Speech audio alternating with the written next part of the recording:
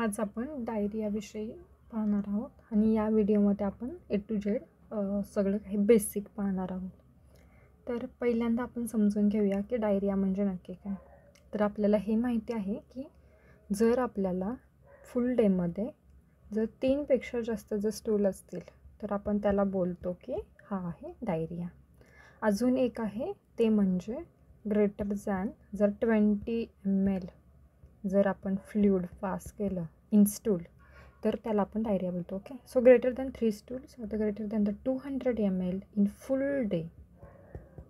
Day or the 24 hours तर आपण त्याला बोलतो की डायरिया आहे.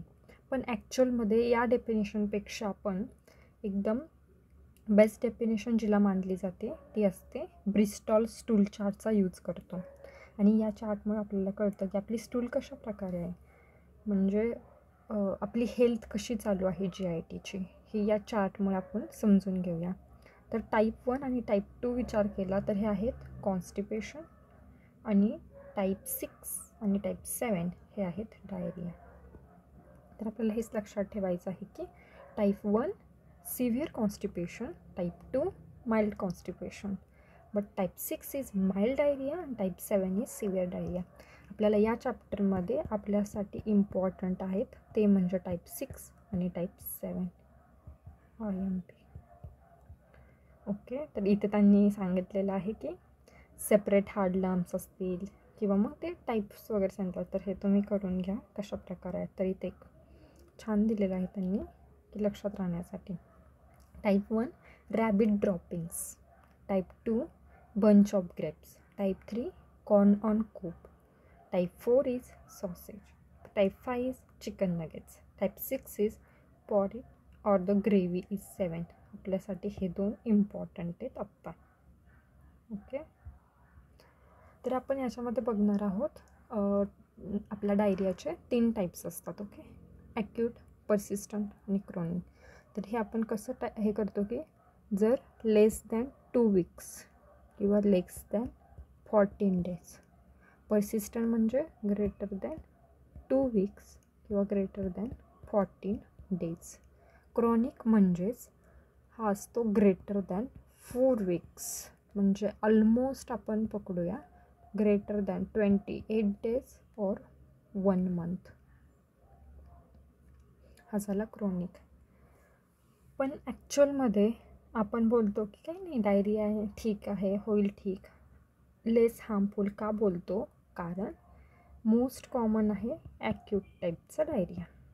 पण ॲक्यूट टाईपचा डायरिया हा मोस्टली होतो तो व्हायरल इन्फेक्शनमुळे, आणि व्हायरल इन्फेक्शनमध्ये मोस्ट कॉमन असतो अडल्टमध्ये नोरो व्हायरस आणि चाइल्डमध्ये असतो रोटा व्हायरस.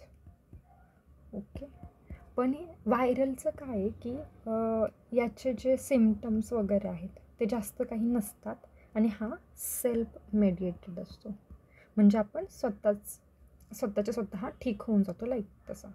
म्हणून याच्यामध्ये असं म्हटलं जातं की लेस हार्मफुल आहे, जास्त काही ट्रीटमेंटची गरज लागत नाही, लोपेरामाइड घ्या एक ठीक होऊन जाईल. पण सगळ्यात जास्त आपण लक्ष देतो ते क्रोनिक डायरियाकडे, कारण तो हार्मफुल असतो. हार्मफुल तर असतोच, प्लसमध्ये आपल्याला ट्रीटमेंटची पण गरज लागते. तर पहिले आपण हे समजून घेऊया की क्रोनिकमध्ये पण डिफरंट टाईपचे रिझन्स असू शकतात, त्याची एटिओलॉजी वेगळी असू शकते की का डायरिया आहे. आपल्याला हे समजून घ्यायचं आहे की का आहे आणि मग त्याला आपल्याला ट्रीट करायचं आहे. तर आपण सगळ्यात पहिल्यांदा आपण हे 2 समजून घेऊया. सिक्रेटरी डायरिया काय असतो, ऑस्मॉटिक डायरिया काय असतो. आपल्याला नावांमधून काहीतरी थोड्या गोष्टी कळत आहेत. ते म्हणजे सिक्रेटरीवरून कळत आहे की नक्कीच तिथे काहीतरी सिक्रेट होत आहे, आणि ऑस्मॉटिकवरून कळत आहे की नक्कीच तिथे काहीतरी ऑस्मॉटिक प्रेशरचा किंवा ऑस्मॅलिटीचा काहीतरी रेफरन्स तिथे पक्का असणार आहे. तर आधी मी तुम्हाला हे एक्सप्लेन करते की सिक्रेटरी म्हणजे नक्की काय आहे आणि ऑस्मॉटिक म्हणजे नक्की काय आहे. तर आपण पहिल्यांदा सिक्रेटरी बघूया. तर सिक्रेटरीमध्ये हे लक्षात घ्या. ओके, ही आपली आहे इंटेस्टाईन. स्मॉल इंटेस्टाईनमध्ये सपोज हे सगळं चालू आहे, कारण आपलं मेजॉरिटी जे पण काय ॲब्सॉर्प्शन असतं हे सगळं स्मॉल इंटेस्टाईनमध्ये होतं आणि लार्जमध्ये जे शिल्लक राहिलेलं ते होतं. ते आपण पुढे पाहणार आहोत ॲब्सॉर्प्शनमध्ये. आत्ता आपण डायरियावरती फोकस करूया. तर आपण पाहून घेऊ. सगळ्यात पहिले आपण पाहणार आहोत सिक्रेटरी. ओके, सिक्रेटरी पाहणार आहोत. तर बघूया, तर सिक्रेटरीमध्ये काय होतं, तर हे लक्षात घ्या. फर्स्ट कॉज आहे त्याचा कोलेरा टॉक्झिन, विब्रो कोलेरे. तर त्यातलं जे कोलेरा टॉक्झिन आहे ते टॉक्झिन काय करतं, तर इन्क्रीज करतं सायक्लिक AMP. दुसरं रिझन असतं ई कोलाय. स्पेशली त्याच्यामध्ये येतो travellers diarrhoea. Okay, travellers diarrhoea. त्याच्यानंतर तिसरं रिझन असतं ते म्हणजे विपोमामध्ये पण सायक्लिक AMP हा इन्क्रीज होतो. त्याच्यानंतर आहे आपलं बाईल ॲसिड माल ॲब्सॉर्प्शन. त्याच्यामुळे काय होतं, कोलॉन इरिटेट होतो. Hormone secretory hormones, that is gastrinoma, carcinoma, rotavirus. तर आपल्याला काय कळलं, पहिली गोष्ट म्हणजे एकतरी याच्यामध्ये असे काही बाहेरून आलेले बॅक्टेरियाज म्हणजे विब्रिकोलेरी, ई कोलाय, रोटाव्हायरस, एकतर रिझन हे आहेत. म्हणजेच आपण म्हणूया की टॉक्झिन्स और आपण पाहिले की ट्यूमर्स हे मेन कॉज आहे सिक्रेटरी डायरियासाठी. ओके, तर काय होतं की जेव्हा आपल्या इंटेस्टाईनमध्ये टॉक्झिन्स येतात, म्हणजेच कोणत्या तरी बॅक्टेरियामुळे, व्हायरसमुळे किंवा ट्यूमरमुळे, तर त्यामुळे काय होतं, तर आपल्या ल्युमेनमध्ये पहिली गोष्ट म्हणजे ती म्हणजे तिथला सायक्लिक AMP इन्क्रीज होतो. सायक्लिक AMP इन्क्रीज होतो किंवा कॅल्शियम इन्क्रीज होतो आणि हे ॲक्ट करतात ॲज अ सेकंडरी मॅसेंजर. त्यामुळे काय होतं, तर ल्युमेनमध्ये क्लोरीन आणि वॉटर हे आतमध्ये यायला चालू होतं. कारण काय झालं, सायक्लिक AMP आणि कॅल्शियम वाढला. त्यामुळे सेलमधून ल्युमेनमध्ये क्लोरीन येतं, वॉटर येतं आणि वॉटरबरोबरच कोण येतो, सोडियम पण येतो. आणि सोडियमचं परत रिॲब्सॉर्प्शन पण होत नाही. त्यामुळे काय झालं, तर आपल्या ल्युमेनमध्ये क्लोरीन वाढला, वॉटर वाढलं आणि सोडियम पण वाढला. या सगळ्या गोष्टी वाढल्यामुळे काय झालं, तर आपल्या ल्युमेनमध्ये व्हॉल्यूम काय झाला, इन्क्रीज झाला. सो आपला नेक्स्ट क्वेश्चन होता की व्हॉल्यूम ऑफ स्टूल. तर सिक्रेटरी डायरिया असेल तर आपण काय म्हणणार की येस, तिथे काय होतो, लार्ज व्हॉल्यूम असतो सिक्रेटरी डायरियामध्ये. आता मी तुम्हाला पुढे जाऊन स्टूल ऑस्मोटिक गॅप शिकवते, तर ते आपण नंतर पाहूया. ठीक आहे, तर आता आपण हे बघूया की जर फास्ट केलं, एखाद्या पेशंटला जर सिक्रेटरी डायरिया आहे आणि जर त्याने फास्टिंग केलं तर काय वाटतं तुम्हाला, काय होईल, त्याच्या डायरियामध्ये म्हणजे व्हॉल्यूममध्ये कमी होईल, नाही होईल. तर एक आपण अजून कॉन्सेप्ट एक पाहूया की ठीक आहे, इथेही आपली ल्युमेन आहे. हे काय होतं आहे की कोणता तरी व्हायरस, कोणता तरी बॅक्टेरिया हे आल्यामुळे आपले टॉक्झिन्स वाढत आहेत. प्लसमध्ये तिथे सपोज ट्यूमर आहे, त्याच्यामुळे पण आपला सायक्लिक AMP वगैरे वाढत आहे आणि त्याच्यामुळे वॉटर, सोडियम, क्लोरीन हे आतमध्ये येत आहेत आणि त्याच्यामुळे आपलं व्हॉल्यूम पण होतं. पण जर एखाद्या पर्सनने जर फास्ट केला तर काय होईल, बॅक्टेरिया, व्हायरसेस कमी होणार आहेत, ट्यूमर कमी होणार आहे, तर नाही होणार आहे. त्यामुळं त्या पर्सनने किती पण फास्ट केला तरी पण त्याचा डायरिया जाणार आहे का, नाही जाणार आहे. तर डायरिया तिथे प्रेझेंटच असणार आहे. त्याच्यामुळे persist after during fasting. Okay, हे लक्षात घ्या. आता आपण दुसऱ्या टाईपकडे बघूया, तर तो आहे ऑस्मोटिक टाईप. ओके, तर ऑस्मोटिकमध्ये काय होतं हे पाहून घेऊया आपण. त्याच्यानंतर मग आपण पुढचा पॉईंट पाहणार आहोत ऑस्मोटिकवाला. ऑस्मॉटिक. तर ऑस्मॉटिकमध्ये काय होतं, तर सपोज आपली ही आहे ल्युमेन. ल्युमेनला काहीतरी प्रॉब्लेम झाला आहे आणि त्याच्यामुळे काय होतं आहे की काही गोष्टींचं ॲब्सॉर्प्शन होत नाही आहे, म्हणजे सेलमध्ये आतमध्ये जात नाही आहे किंवा काही गोष्टी ह्या आतमध्ये ल्युमेनमध्येच वाढत आहेत. तर त्याच्यामुळे काय होतं, तो ऑस्मॉटिक जो ग्रॅडियंट असतो तो बदलला जातो आणि तो बदलल्यामुळे इथे जास्त सोल्यूट झालेत म्हणून वॉटर मूव्ह होतं. म्हणजे आपण एका 2 ग्लासचं एक्झाम्पल घेऊया. याच्यामध्ये 3 सॉल्यूट्स आहेत आणि सेम वॉटर आहे. आपण ह्याला पाईपने जोडूया आणि इथे खूप सारे सॉल्यूट्स आहेत, पार्टिकल्स आहेत. तर वॉटर कुठून कुठे मूव्ह होणार, इकडून वॉटर इकडे मूव्ह होणार. सेम तसंच होतं. जर ल्युमेनमध्ये खूप सारे सॉल्यूट्स आले तर वॉटर सेलमधून ल्युमेनमध्ये येणार आहे आणि मग तेच आपल्याला डायरियामध्ये भेटणार आहे. तर आपण पाहूया की हे कोण इन्क्रीज होतं आहे, कोणत्या सिच्युएशनमध्ये इन्क्रीज होऊ शकतं. तर पहिली गोष्ट आहे ती म्हणजे लॅक्टेज डिफिशियन्सी. आता लॅक्टेज इज म्हणजे काय, हे एन्झाईम. लॅक्टेजचं काम काय आहे, तर जो पण काही आपल्या बॉडीमध्ये आपण लॅक्टोज घेतो आहे त्याला काय करायचं, ब्रेकडाऊन. पण जर लॅक्टेजच नसेल तर हे ब्रेकडाऊन होणार आहे का, नाही. आणि ते ब्रेकडाऊन नाही होणार म्हणजेच तो कुठे राहणार, ल्युमेनमध्ये. आणि आपण त्यालाच म्हणतो लॅक्टोज इंटॉलरन्स. हे तर तुम्ही ऐकलेलंच असेल की लॅक्टोज इंटॉलरन्स झालेलं, लाईक दॅट. ओके. तर आता आपण दुसरा कंडिशन पाहूया की कधी होऊ शकतं. जर शुगर अल्कोहोल्स आपण घेतलेत आणि त्यांचं डायजेशनच नाही होते तर काय होईल, तर काय होऊ शकतं, तर ते तसेच राहणार इथे. सपोज सॉर्बिटॉल, मॅनिटॉल हे सगळे ल्युमेनमध्येच राहणार. त्यामुळे परत काय वॉटर ते आपल्याकडे अट्रॅक्ट करून घेणार. जर तुम्ही बॉडीमध्ये थर्ड आहे मॅग्नेशियम कंटेनिंग जर अँटासिड्स दिले तरी पण काय होणार, मॅग्नेशियम तिथेच राहणार, तो स्वतःकडे अजून वॉटरला अट्रॅक्ट करून घेणार. आणि फोर्थ कंडिशन आहे ती म्हणजे सिलिॲक डिसीज. खूप इम्पॉर्टंट आहे, पुढे जाऊन आपण खूप डिटेलमध्ये पाहणार आहोत. पण आत्तापर्यंत हेच लक्षात ठेवा की कार्बोहायड्रेट माल ॲब्सॉर्प्शन होतं आणि त्याच्यामुळे कार्बोहायड्रेटची लेवल इथे वाढते, त्याच्यामुळे वॉटर इकडे आपण ओढून घेतो. ठीक आहे. आता एक हे पहा की काय झालं, तर आपण वॉटरला स्वतःकडे अट्रॅक्ट करून घेतलं पण प्लसमध्ये आपल्याकडे खूप सारे सॉल्युट्स आहेत. Compare to the secretory diarrhea इथे व्हॉल्यूम हे कमी असतं. सो इथे व्हॉल्यूम काय असणार आहे, थोडंसं कमी असणार आहे, म्हणजेच लेस दॅन 1 लिटर बोलू शकतो आणि इकडे ग्रेटर दॅन 1 लिटर बोलू शकतो.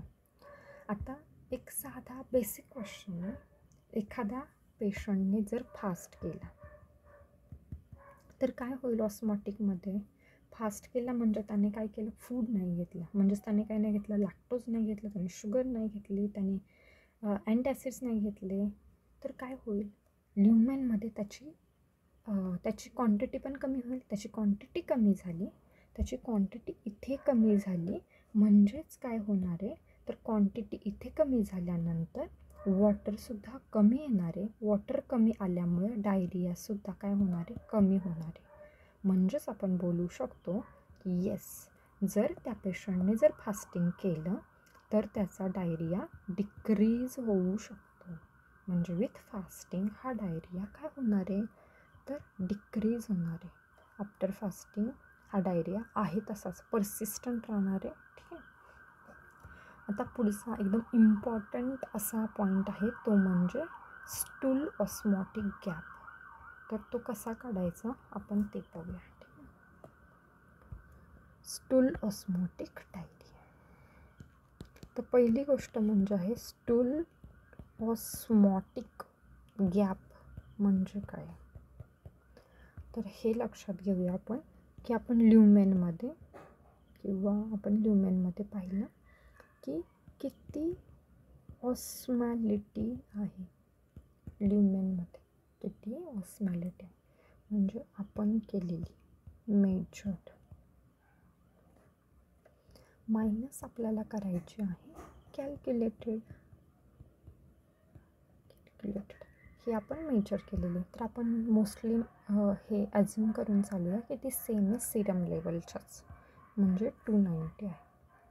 मायनस कॅल्क्युलेट कशी करायची, 2 इंटू स्टूलमध्ये सोडियम प्लस के प्लस किती आहेत, या फॉर्म्युलाच्या यूजने आपण स्टूल ऑस्मॉटिक गॅप हा मेजर करतो. तर आता आपण हे समजून घेऊया की नक्की दोन्ही कंडिशनमध्ये, म्हणजेच सिक्रिटरीमध्ये आणि ऑस्मॉटिकमध्ये काय होतं आहे. तर एक कॉन्सेप्ट लावूया आपण. सिक्रिटरीमध्ये आपण काय बोललो होतो आणि ऑस्मॉटिकमध्ये आपण काय बोललो होतो. ऑस्मॉटिकमध्ये आपण काय बोललो होतो की कार्बोहायड्रेट, कार्बोहायड्रेट अल्कोहोल्स, किंवा आपण बोललो होतो लॅक्टोज, म्हणजे ह्यांची क्वांटिटी वाढते. म्हणजेच काय वाढतं आहे, तर सोल्यूट्स वाढत आहेत. सोल्यूट वाढले म्हणजेच काय होणार आहे, आपण जी मेजर करतोय ती पण काय होणार आहे, इन्क्रीज होणार आहे. ह्याच्यामध्ये तसं काय आहे का, नाही. उलट ह्याच्यामध्ये वॉटर जास्त आहे, म्हणून आपण म्हणतोय की मेजर ओकेच आहे, पण ह्याच्यामध्ये मेजर वाढलं.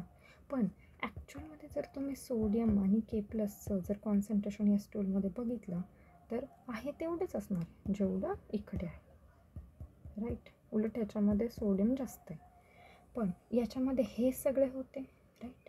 पण हे पुढे जाऊन हे डायजेस्ट म्हणजे ब्रेकडाऊन होत आहेत का, नाही होत आहेत. म्हणजे ही क्वांटिटी मात्र सेम पकडूया. पण याच्यामध्ये काय झालं, याच्यामुळे काय झालं तर मेजर्ड व्हॅल्यू वाढली. आता कोणत्या तरी गोष्टीमुळे जर पहिली गोष्ट वाढते, मायनस होणारी जर आहे तेवढीच राहिली तर काय फरक पडतो का, नाही. पण ही संख्या मात्र वाढणार आहे. म्हणून काय होतं की ऑस्मॉटिकमध्ये ऑस्मॉटिक गॅप म्हणजे आपण मोजलेला आणि आपण नंतर कॅल्क्युलेट केलेला हा वाढतो गॅप, आणि याच्यामध्ये मात्र असा एवढा काही फरक पडत नाही लो. म्हणून आपण म्हणूया की ऑस्मॉटिकमध्ये असतो हाय आणि सिक्रिटरीमध्ये असतो लो गॅप. हे खूप इम्पॉर्टंट आहे, हे लक्षात ठेवूया आपण. आता त्याच्यानंतर आपण जाऊया सगळ्यात इम्पॉर्टंट पॉईंट आहे याच्यानंतरचा, तो म्हणजे स्टियाटोरिया. आपण तर हा वर्ड ऐकलेलाच खूपदा. स्टियाटोरिया म्हणजेच fat in diarrhoea. Okay, fat in diarrhoea. तर फॅट कसं ओळखायचं, खूप सारे पेशंट आपल्याला हे पण कंप्लेन करतील की त्यांना असं वाटतं की त्यांनी स्टूल पास केल्यानंतर काही ऑइलचे ड्रॉप्स, त्यांना ऑइली फील होत आहे, किंवा अशी स्टूल की जी वॉटरवरती काय होते, फ्लोट होते, ग्रीसी टाईपची आहे, तर तिला आपण म्हणा स्टियाटोरिया. ओके, तर स्टियाटोरिया का होतं, तर पहिलं मेन रिझन आहे ते म्हणजे माल ॲब्सॉर्प्शन होणार. म्हणजेच काय होणार, फॅट ॲब्सॉर्ब नाही होणार, म्हणजेच फॅट कुठे ना स्टूलमध्ये येणार, म्हणजे झाला स्टियाटोरिया. पण आपण हे पाहूया की आता, आणि माल ॲब्सॉर्प्शनचा आपण सगळ्यात मेन कोणता टाईप पाहिला, तो म्हणजे ऑस्मॉटिक. ओके, तर आपण पाहूया की फॅट म्हणजे नक्की आपण हे कसं करतो. तर आपण काय करतो, 5 डेजसाठी आपण टेस्ट करतो. आपण तिला बोलतो 72 hours fetal test. First day, second day, third day, fourth day, 5th day. Each day आपण काय देतो, 100 ग्रॅम फॅट देतो पर डे. पण काउंट करणारे या 3rd दिवशी, 4th दिवशी, 5th दिवशी. आणि आपण काय बघणार, जर आपल्या फॅटची क्वांटिटी ही ग्रेटर दॅन 7 ग्रॅम आली तर आपण म्हणणार आहोत की येस स्टियाटोरिया आहे 3rd, 4th आणि 5th डेला. ओके, तर ह्याला बोलतात आपण 72 hour फिटल टेस्ट. आता याच्यानंतर आपण पाहणार आहोत की जर आपण हे पण पाहिलं की हा सेल्फ मेडिकेटेड आहे, जर ॲक्यूट असेल आणि जर पर्सिस्टंट असेल तर. पण क्रोनिक असेल तर काय करायचं? तर पहिली गोष्ट, क्रोनिक म्हणजेच काय बोललो तर आपण 4 वीक्स, ग्रेटर दॅन 4 वीक्स किंवा 1 मंथ. तर सगळ्यात पहिल्यांदा आपण बघणार आहोत ती म्हणजे ॲनाटॉमी. कशाची ॲनाटॉमी? स्मॉल इंटेस्टाईनची ॲनाटॉमी, लार्ज इंटेस्टाईनची ॲनाटॉमी. आणि हे आपल्याला खूप बेसिक आयडिया देतात. स्मॉल इंटेस्टाईनमध्ये जर प्रॉब्लेम असेल तर मला सांगा बरं, ॲब्सॉर्प्शन होईल का? तर नाही होणार. का? कारण मेजॉरिटी ॲब्सॉर्प्शन हे स्मॉल इंटेस्टाईनमध्ये होतं, त्याच्यामुळे ॲब्सॉर्प्शन होणार नाही. पण लार्ज इंटेस्टाईनमध्ये मग ठीक आहे, आपण बोललं की सेलला प्रॉब्लेम असेल आणि त्याच्यामुळे मग तिथे ॲब्सॉर्प्शन नाही होणार. मग जर असं काही झालं तर ते असणार आहे स्मॉल इंटेस्टाईन. पण कधी लार्ज इंटेस्टाईन असेल तर त्याच्यासाठी पहिली गोष्ट म्हणजे तुम्हाला हे माहिती पाहिजे की लार्ज इंटेस्टाईनमध्ये खूप सारे बॅक्टेरिया राहतात, ते त्यांचं होम आहे. जर त्यांच्यामध्ये इम्बॅलन्स झाला तर काय होणार आहे? इन्फेक्शन. अजून एक गोष्ट तुम्हाला माहिती आहे ते म्हणजे इन्फ्लामेटरी बाउल डिसीजेस, ते म्हणजे अल्सरेटिव्ह कोलायटिस, क्रॉन्स डिसीज. हे पण कुठे असतात? लार्ज इंटेस्टाईनमध्ये. तर हे रिझन्स आहेत लार्ज इंटेस्टाईनच्या, आणि ॲब्सॉर्प्शन हे मेन रिझन आहे स्मॉल इंटेस्टाईनच्या डायरियासाठी. ओके, तर आता आपण पाहूया पुढचा त्यातला पॉईंट. तर पहिली गोष्ट म्हणजे काय, तर स्मॉल इंटेस्टाईनमध्ये जर ॲब्सॉर्प्शन नाही होते, सेल डॅमेज आहे, तर व्हॉल्यूम डायरियाचा कसा असेल? ॲब्सॉर्प्शन झालं नाही झालं म्हणजेच व्हॉल्यूम कसं असणार आहे? लार्ज व्हॉल्यूम असणार आहे स्टूलचा. पण लार्ज इंटेस्टाईनमध्ये प्रॉब्लेम आहे, स्मॉल इंटेस्टाईनमध्ये ऑलरेडी ॲब्सॉर्ब झालं, मग लार्ज इंटेस्टाईनमध्ये व्हॉल्यूम कसं असणार आहे? कमीच असणार ना, कारण तिथे एवढं ॲब्सॉर्प्शन होत नाही आहे. ओके, पण फ्रिक्वेन्सी म्हणजे काय असणार आहे? फ्रिक्वेन्सी म्हणजे किती टाईम्स त्यांना जावं लागतं लाईक स्टूल पास करण्यासाठी. तर स्मॉल इंटेस्टाईनमध्ये असेल आणि लार्ज इंटेस्टाईनमध्ये असेल म्हणजे फ्रिक्वेंटली जावं लागणार आहे त्यांना. सो हे काय आहे की मोर फ्रिक्वेन्सी मोर असणार आहे. आणि स्मॉल इंटेस्टाईनमध्ये असेल तर ते पास व्हायला सुद्धा टाईम लागणार आहे, म्हणजेच काय तर लेस असणार आहे, राईट. त्याच्यानंतर आपण पाहूया की सिम्पटम्स काय असू शकतात. तर हा मेन क्वेश्चन आहे स्मॉल इंटेस्टाईनमध्ये आणि लार्ज इंटेस्टाईनमध्ये काय असतं आहे? इन्फेक्शन असणार, म्हणजेच काय असणार? फीवर. ओके, त्याच्यानंतर पेन असणार आहे, पण पेन कुठे असणार आहे? तर लोअर ॲब्डॉमेनमध्ये पेन असणार आहे. अजून हे झाले सिम्पटम्स. पण स्मॉल इंटेस्टाईनमध्ये काय असणार आहे? तर ॲब्डॉमिनल क्रॅम्प्स मोस्टली असणार आहेत, ब्लॉटिंग आणि वेट लॉस का? कारण ॲब्सॉर्प्शनच होत नाही तर बॉडीला न्यूट्रियन्स कुठून भेटणार आहेत? आणि गॅस आणि ब्लॉटिंग हे मोस्ट सिम्पटम्स म्हणूया आपण आहेत या दोन्ही टाईपचे. आणि त्याच्यानंतर आपण पाहणार आहोत ते म्हणजे स्टूलचं ॲपिरियन्स कसं असतं. तर पहिली गोष्ट म्हणजे लार्ज इंटेस्टाईन आहे, इन्फेक्शन आहे, म्हणजे स्टूलमध्ये ब्लड असू शकतं, स्टूलमध्ये पस असू शकते, स्टूलमध्ये म्युकस असू शकतं. ओके, पण हे सगळं मात्र याच्यामध्ये नसणार आहे स्मॉल इंटेस्टाईनमध्ये. ओके, तर हे झालं सगळं. आपण डायरियाविषयी एकदम बेसिक आयडिया पाहिली आहे आणि पुढच्या व्हिडिओजमध्ये आपण अजून पाहत राहूया. थँक्यू.